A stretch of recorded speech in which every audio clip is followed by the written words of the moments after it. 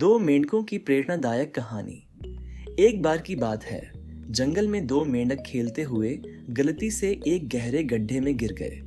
गड्ढा इतना गहरा था कि बाहर निकलना बहुत मुश्किल लग रहा था। पास में खड़े अन्य मेंढकों ने देखा और ऊपर से कहने लगे, इस गड्ढे से बाहर निकलना असंभव है, तुम्हें अब यहीं मरना होगा।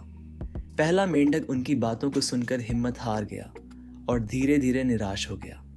उसने कोशिश करना बंद कर दिया और गड्ढे में ही उसकी मृत्यु हो गई। लेकिन दूसरा मेंढक हार मानने को तैयार नहीं था। उसने अपनी पूरी ताकत लगाई और लगातार उछलता रहा।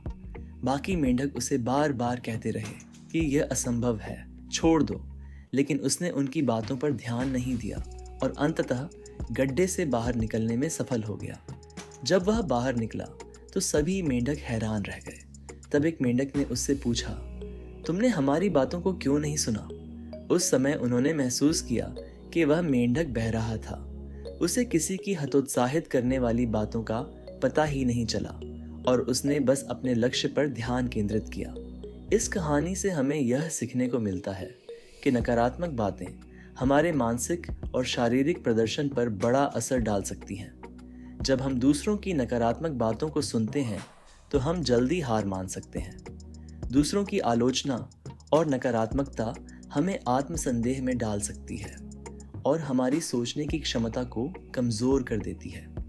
लेकिन यदि हम नकारात्मकता को अनसुना कर दें और अपने लक्ष्य पर ध्यान केंद्रित रखें, तो हम बड़ी से बड़ी चुनौती को पार कर सकते हैं।